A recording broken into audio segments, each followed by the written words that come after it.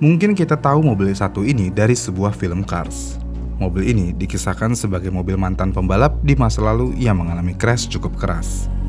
Dan setelah crash, dikisahkan mobil itu tidak membalap kembali dan mobil tersebut langsung menjabat sebagai sheriff di kota Radiator Springs. Dan iya, ini adalah Hudson Hornet. Mungkin kita berpikir kalau mobil ini hanyalah mobil fiksi saja karena ini adalah film animasi. Namun nyatanya Hudson Hornet adalah mobil asli yang benar-benar ada pada eranya. Di video ini kita akan membahas Hudson Hornet.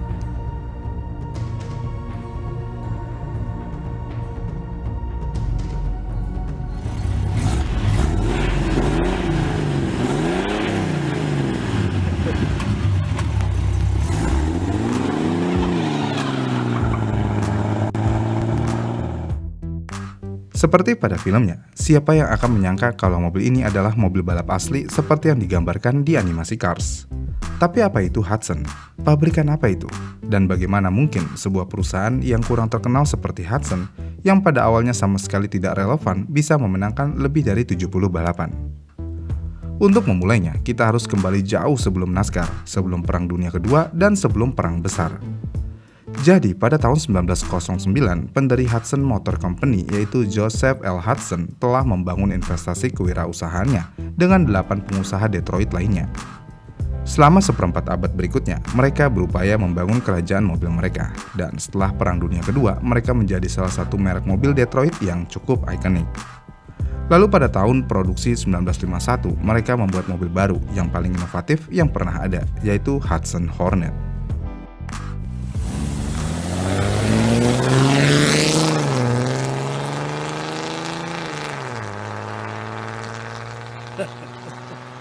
Oh my God!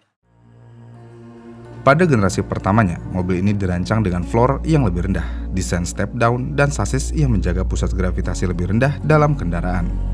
Desain ini menempatkan bagian belakang mobil sangat rendah sehingga pusat gravitasinya menjadi yang terendah di antara semua mobil produksi yang dirilis saat itu. Sumber tenaga Hornet juga berada di garis depan rekayasa perusahaan. Alih-alih menggunakan rakitan V8 yang besar, mobil ini dilengkapi dengan sumber tenaga mesin 6 silinder inline yang diberi nama H145. Pada akhir tahun 1951, perusahaan ini juga menyediakan varian Twin Edge, yang merupakan tambahan karburator kembar 1 barel. Dengan kombinasi ini, memungkinkan mobil ini memiliki tenaga sebesar 145 horsepower untuk performa. Dan pada musim 1951, Hudson Hornet memulai debutnya dalam balap mobil stok.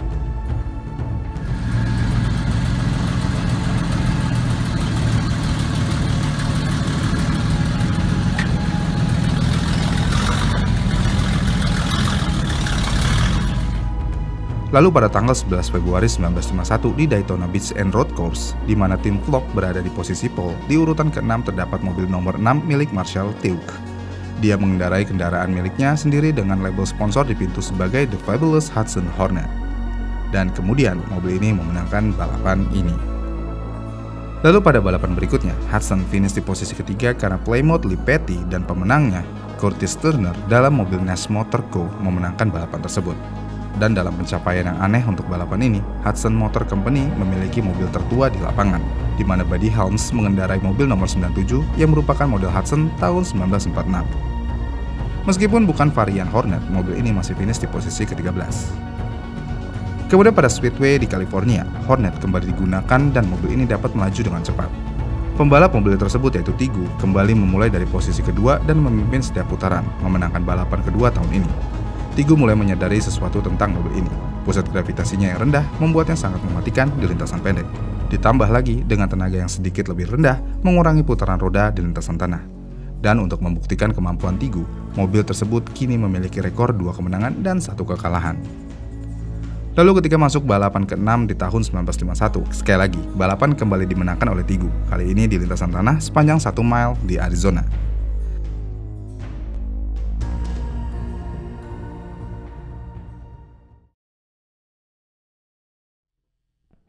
Kemudian ketika balapan sampai di Martinsville, Hornet mengalami kecelakaan. Insiden ini terjadi saat mobil tersebut memimpin balapan.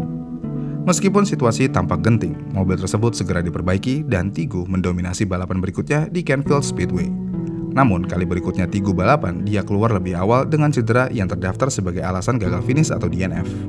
Alasannya adalah saat Tigo balapan, dia terlibat dalam kecelakaan pertama dan tertabrak. Benturan tersebut tidak merusak mobilnya cukup parah untuk membuatnya DNF, tetapi cukup merusak kakinya sehingga dia memutuskan untuk mundur dari balapan. Tigo meraih posisi ketiga di balapan berikutnya dan tidak memenangkan lagi hingga balapan di Grand Rapids Speedway. Hudson Hornet memasuki rentetan kekalahan saat balapan Southern 500 yang mendekat. Herb Thomas yang juga mengendarai mobil miliknya sendiri menjalankan mobil Fabulous Hudson Hornet lainnya. Dan ini adalah pertama kalinya dua mobil Fabulous Hudson Hornet ikut serta dalam sebuah acara. Dan Thomas kemudian memenangkan balapan Southern 500 kedua setelah 6,5 jam balapan. Selain itu, Thomas menjalankan mobil tersebut di balapan berikutnya juga, tetapi sayangnya mengalami kecelakaan. Kemudian setelah rentetan kesialan tersebut, Tigo dan Thomas kembali untuk balapan berikutnya di Longhorn.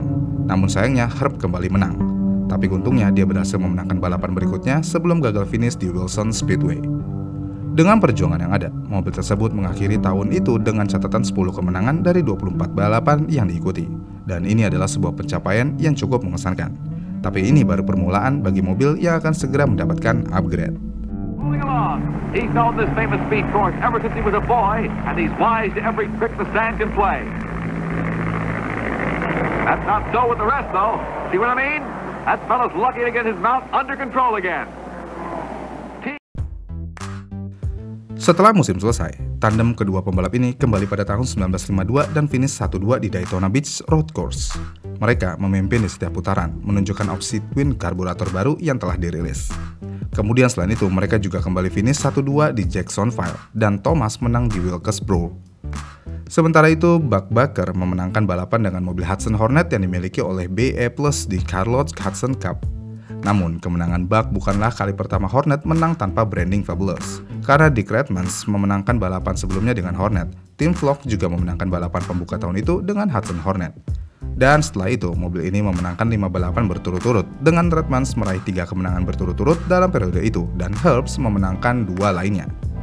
Dengan segera, Tim Flock dan Herb Thomas mulai mendominasi seri tersebut, sementara pembalap lain beralih ke Hudson Hornet. Seiring meningkatnya popularitas mobil ini, rekor kemenangannya di seri ini melonjak menjadi 39 kemenangan dan hanya 36 kekalahan dalam 2 tahun. Mobil ini mengantarkan Herb meraih gelar juara 1951 dan Tim Flock meraih gelar juara pembalap tahun 1952. Kemudian pada tahun 1953, mobil ini masih sangat luar biasa dengan meraih 22 kemenangan lagi dan gelar juara kedua untuk Herb Thomas. Kemudian pada tahun 1954, merek mobil tersebut kehilangan gelar pembalap pertamanya kepada Lee Petty, tetapi masih memenangkan kejuaraan pabrikan lainnya yang ketiga berturut-turut. Dan sejak penghargaan tersebut mulai ada pada tahun 1952, Hudson adalah satu-satunya yang telah mengklaimnya hingga saat itu. Namun perubahan sudah ada di depan mata bagi pembuat mobil ini, dan perubahan tersebut tidak mengarah ke arah yang baik bagi Hudson. 71 roars along in first. Teague is second. The rest keep to a blistering pace, conceding nothing, sliding through corners with inches to spare and blowouts always possible. Here comes Dick Linder in 23 on the outside. Pada tahun 1955, Hudson Hornet memasuki generasi keduanya dan menghadapi kemunduran yang terbesar, yang berkaitan dengan apa yang terjadi pada perusahaan mobil itu sendiri. Hudson dalam sejarahnya tidak pernah menjadi perusahaan besar, dan dalam beberapa hal, gelombang kesuksesan mereka adalah suatu kebetulan. Mereka tidak pernah merencanakan untuk merancang salah satu mobil balap stok terbaik di lintasan pendek dan lintasan tanah. Mereka hanya mencoba bertahan di pasar yang didominasi oleh Ford dan Chevy. Oleh karena itu, pada tanggal 1 Mei 1954, Hudson bergabung dengan Nash Kelvinator untuk membentuk American Motor Corporation atau AMC. Sebagai gantinya, Hornet seperti yang disebutkan sebelumnya memasuki generasi keduanya. Dan untuk pertama kalinya, Hudson Hornet menawarkan opsi mesin V8 dan desain step down yang membantu mobil ini di lintasan pendek sangat terhambat. Akibatnya, Hudson hanya memenangkan satu balapan pada tahun 1955 di Palm Beach Speedway. Namun Herb Thomas tetap membalap dengan model tahun sebelumnya, dan itu menandai terakhir kalinya Hornet berada di jalur kemenangan. Terakhir kali Hornets bahkan balapan series ini adalah pada tahun 1956 di Lawrence Speedway oleh Benny DeRosier.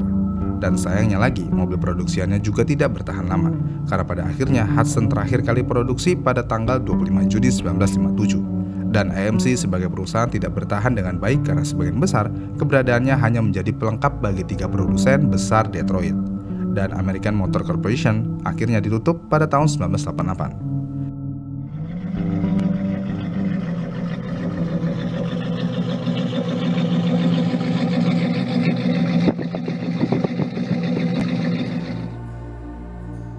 70 tahun kemudian, warisan Hudson Hornet tidak dapat dilihat lagi di lintasan balap, tetapi dalam media dan cerita rakyat tentang motorsport, dominasi yang dimiliki Hudson Hornet selama pengaruhnya yang singkat dan kecil tidak pernah terjadi sebelumnya dan tidak mungkin terjadi lagi.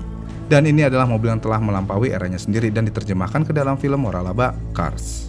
Dari film ini aja membuka warisan Hudson Hornet untuk generasi baru, generasi yang akan selamanya mengingat Hudson Hornet yang luar biasa. Here comes McGrath in number 2 on the outside, traveling fast.